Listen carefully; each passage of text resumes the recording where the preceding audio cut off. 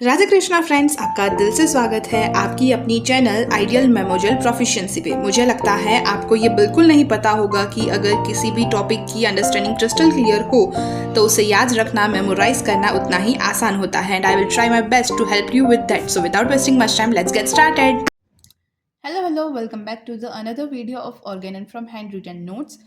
We are doing artificial separation from notes, जिसमें से हमने फर्स्ट 2 पॉइंट्स को डिस्कस किया था कल की वीडियो में। Separation caused by prolonged allopathic treatment by internal medication and separation of skin manifestations by external applications.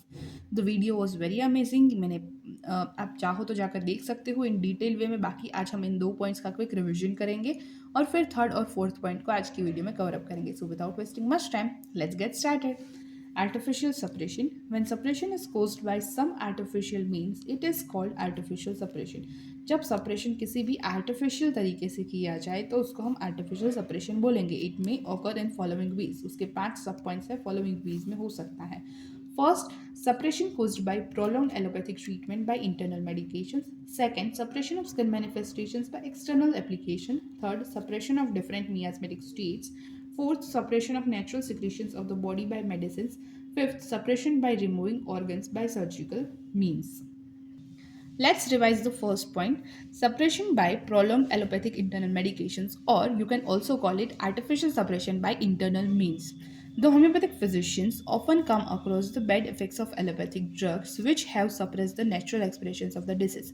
The persistent and continued allopathic treatment has the effect of driving the vital energy to express itself in some other form, and usually in a deeper and more vital organ. Thus, an entirely different group of symptoms of deeper significance have developed, interrupting the natural development of the original disease. This happens because the powerful chemicals that are used as the medicines weakens the vital force. Hahnemann Sir in the aphorism 75 comments, these intrudes on human health effects by allopathic non-healing art are all chronic diseases, the most deplorable, the most incurable. In short इन सारे points में यही बताया गया है कि जो homeopathic physicians है वो ओफन ऐसे केसेस से टैकल करते हैं जिसमें bad effects of allopathic drugs की वजह से कोई ना कोई नेचुरल एक्सप्रेशन है डिसीज का डिस्टर्ब हुआ और फिर रिएक्शन सप्रेस हो गया और उस सप्रेशन की वजह से उसको प्रॉब्लम्स शुरू हुई। बार बार लॉन्ग वे में, कंटिन्यूड वे में, लंबे समय तक ऐसी ट्रीटमेंट्स लेने की वजह से वाइटल फोर्स की जो एनर्जी है वो अपने आप को ठीक से एक्सप्रेस नहीं कर पाती। उसका जो वे ऑफ एक्सप्रेशन है वो फिर आउटर वे से लीस्ट इंपॉर्टेंट ऑर्गन से शिफ्ट हो जाता है टूवर्ड्स मोस्ट इंपॉर्टेंट ऑर्गन, और उसकी वजह से सप्रेशन की वजह से हर बार मतलब हर सप्रेशन कोज करता है डीपर लेवल का प्रॉब्लम। मतलब कि एक सप्रेशन किया, फिर वाइटल एनर्जी बाहर के बदले एक लेवल अंदर शिफ्ट हुई, फिर दूसरे लेवल अंदर, मतलब इतना ज़्यादा सप्रेशन होगा उतना ज़्यादा वाइटल ऑर्गन है वो अफेक्ट होगा। और इस अफेक्शन की वजह से different group of symptoms produce होते हैं जो डीपर लेवल पे प्रोड्यूस होते हैं, जो इंटरप्ट करते हैं natural development of original disease को। मतलब ओरिजिनल डिसीज कुछ और है, अगर उसको अपने आप को एक्सप्रेस करने दिया होता तो वो कुछ और वे में डेवलप होता, लेकिन इंटरप्शन की वजह से वो डेंजरियस वे में डेवलप होगा और वाइटल ऑर्गन को भी अफेक्ट करेगा, क्योंकि जो भी पावरफुल केमिकल्स हम यूज़ कर रहे हैं वो वाइटल फोर्स को वीकन कर देता है और उस वजह से वाइटल फोर्स है वो वीक पड़ जाता है। और हैनेमन सर ने 75 एफोरिज्म में भी कहा है कि ह्यूमन हेल्थ है वो ऐसी एलोपैथिक नॉन हीलिंग आर्ट की वजह से सफ़र करती है थ्रू क्रॉनिक डिसीज जो और भी ज़्यादा डिप्लोरेबल है और मोस्ट इनक्यूरेबल है। Second point has suppression of skin manifestations by external application, another form of suppression that is very frequently seen in the external application of the drug preparation for the removal of skin manifestations such as eczema. दूसरे form का AXA suppression जिसको हम अपनी life में frequently observe करते हैं वो है कोई भी स्किन डिसीज का, स्किन मैनिफेस्टेशंस का, जो जैसे कि एक्जिमा है उसको कोई भी एक्सटर्नल मीन्स से सप्रेस किया जाए। These skin manifestations can be removed by the external use of some drug preparation. By such treatment, cure is not possible as the miasm is not eradicated from the body. The prolonged suppression proves dangerous to the patient. The symptoms take inward direction and nervous and psychoneurotic manifestations may result. Such treatment, if continued for a long period, it becomes impossible to cure the patient. In short skin के जो manifestations होते हैं वो कोई ना कोई मियाजम्स के अपने आप एक्सप्रेशंस होते हैं जो हम देखते हैं। तो अगर आप उसको एक्सटर्नल ऑइंटमेंट से एक्सटर्नल वे में आप उसको सप्रेस करते हैं तो वहाँ पर आप क्योर के लिए कुछ नहीं कर रहे हैं, क्योंकि मियाज़म वहाँ से निकल नहीं जाएगा एक्सटर्नल एप्लीकेशन से। मियाज़म को आप इरेडिकेट किए बिना क्योर के लिए कुछ नहीं कर सकते।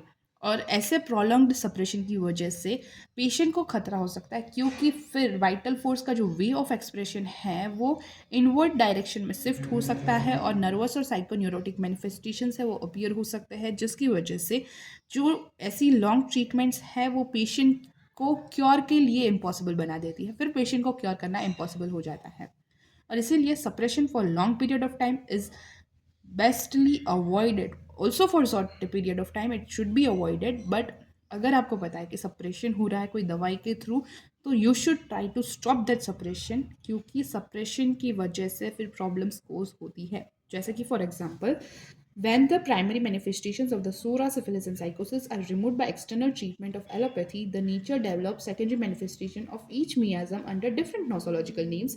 Second, suppression of eczema by powerful local ointment for a prolonged time may develop into another asthmatic manifestations. Now, third point is suppression of different miasmatic states. Different miasmatic states का suppression. Three important miasms are SORA, syphilis, psychosis. सबसे पहले we will see about SORA. SORA. So when the primary manifestation of SORA, which consists of a peculiar cutaneous eruptions, this is taken from Nagendra Babu. You can, from Ikedas. So you can go and read the detail points. यहाँ पर मैं आपको summary बता दूंगी. As suppressed by natural or artificial means, it produce various other disease condition affecting diverse tissue and organs coming under different nosological labels. In short, SORA है.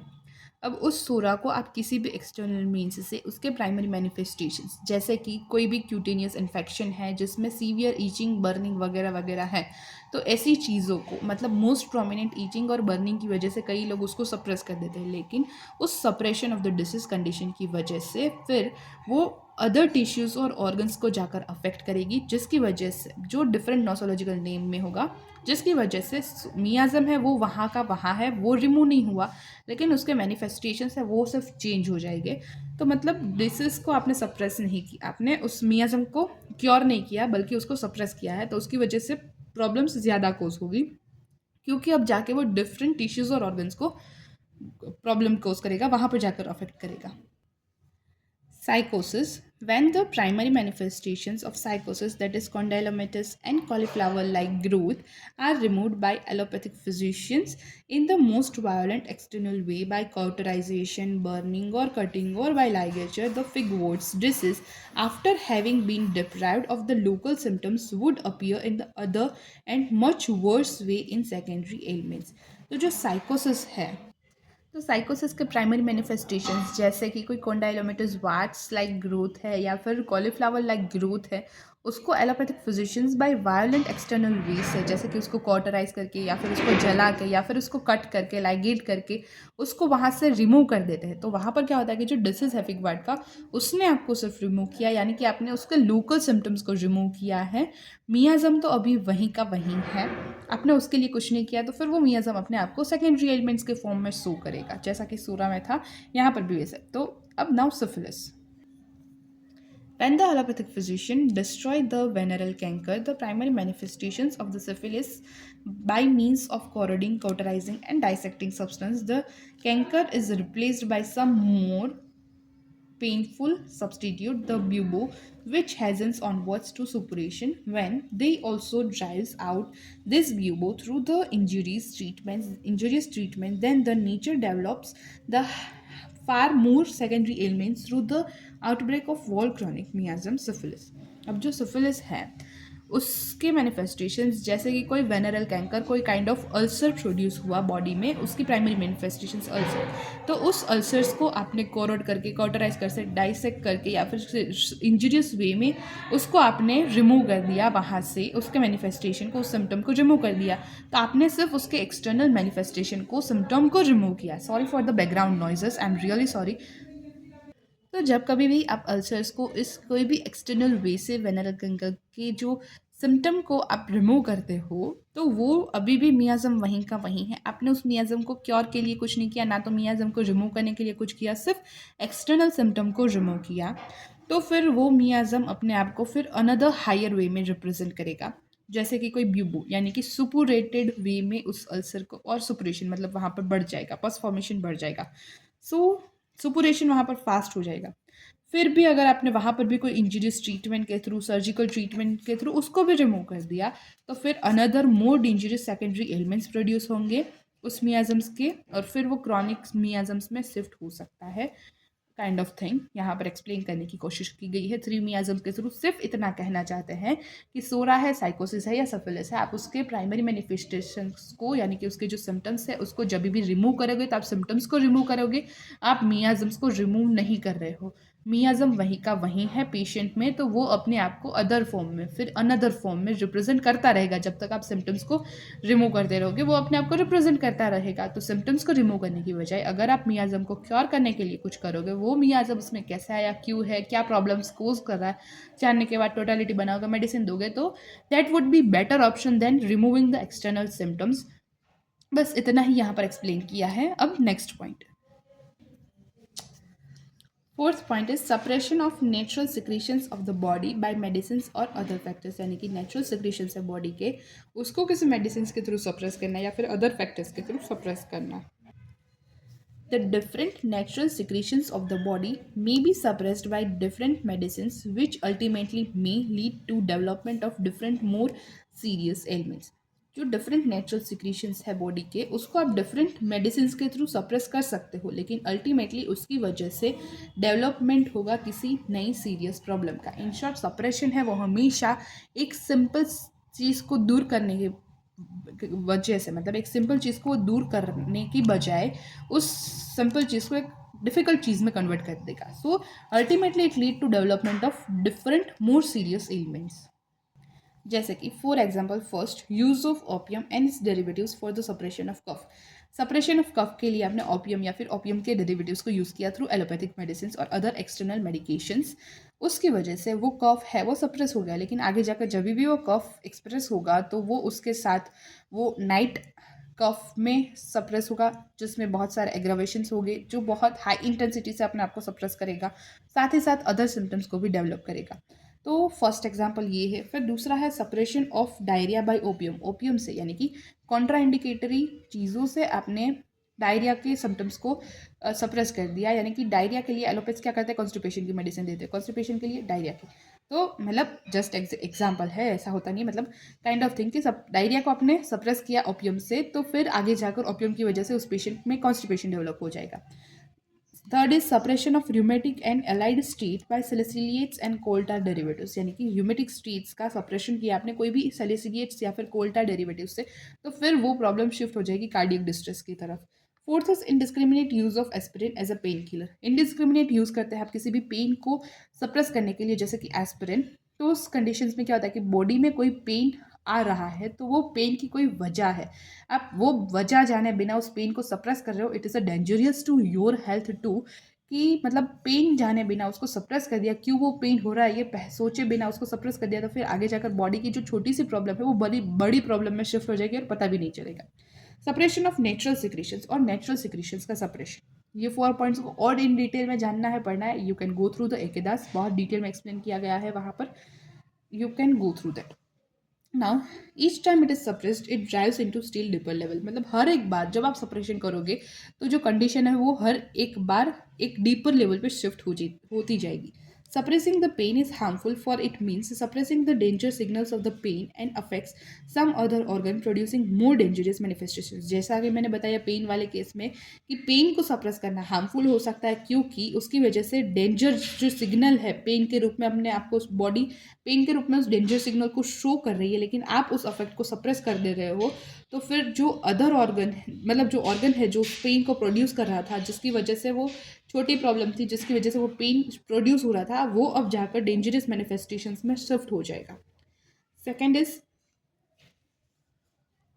अब एक है बाय सम लोकल एप्लीकेशंस, जैसे कि perspiration का suppression by medicinal powders, and second is by some other external factors. Sudden suppression of sweat by plunging in for a cooling swim after exertion in a hot weather, यानी कि hot weather में काम करने की वजह से बहुत profuse sweating हो रही है और स्वेटिंग को रोकने के लिए ठंडे पानी से नहा लिया, तो आपने इन शॉर्ट उस पर्सपिरेशन को सप्रेस कर दिया जानबूझ के।